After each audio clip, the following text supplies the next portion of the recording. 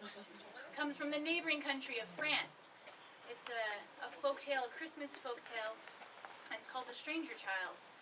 And as I share it with you, it is my wish for you that you will embody what this story shares.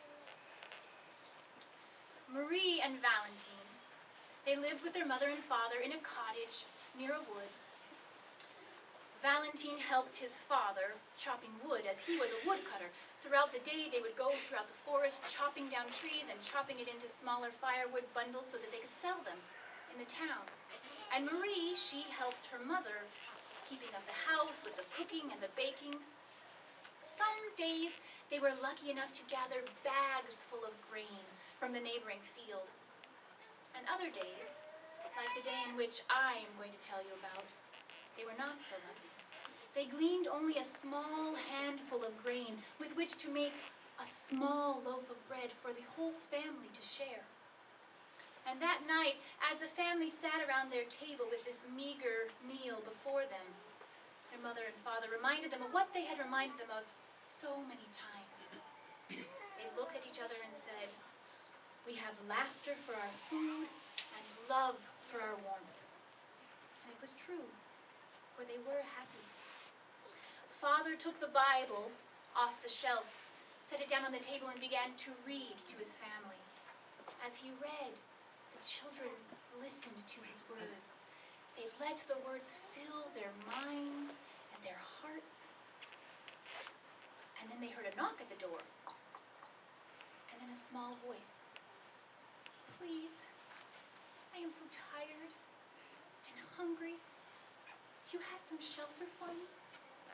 Marie and Valentine, they raced to the door. They opened it to find there before them a small child, dressed in rags, bare feet standing in the snow.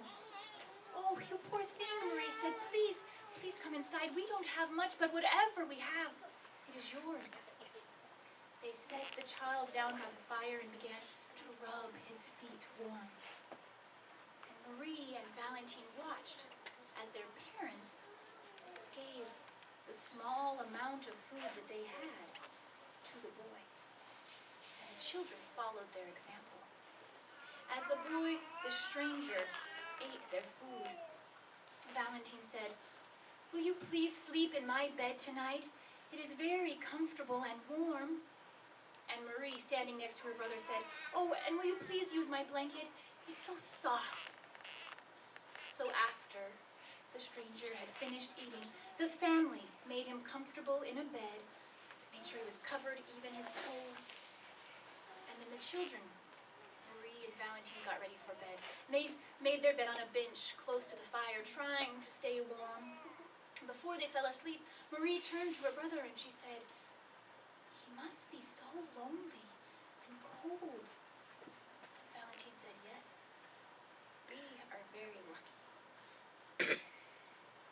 Then sleep filled the home. But sometime during the night, Marie awoke.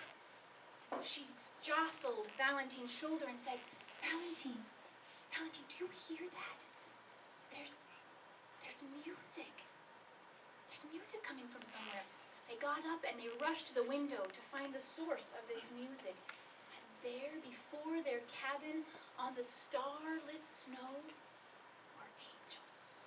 Angels clad in golden robes with golden instruments, and they were singing, "Bless this house that holdeth thee, with peace and love its glory be. Sleep in peace, child so fine, we have watched thee all the night." Marie said, "That's so beautiful." Then they heard a noise behind them, and the children turned to find the stranger child standing there. But he was no longer clad in the rags as he had been before. Now he was dressed in golden robes with a golden crown upon his head.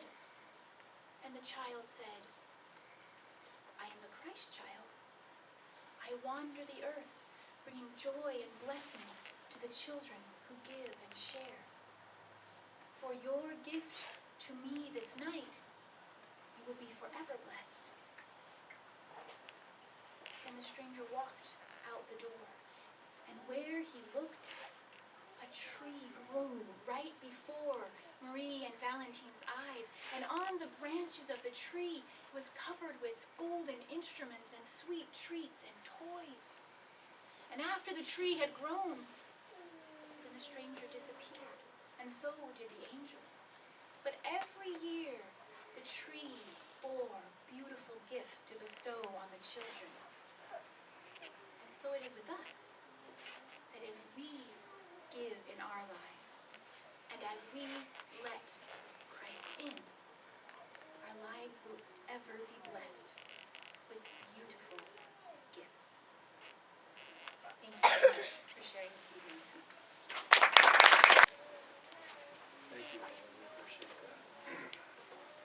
Let's give her another big round of applause. I thought it was very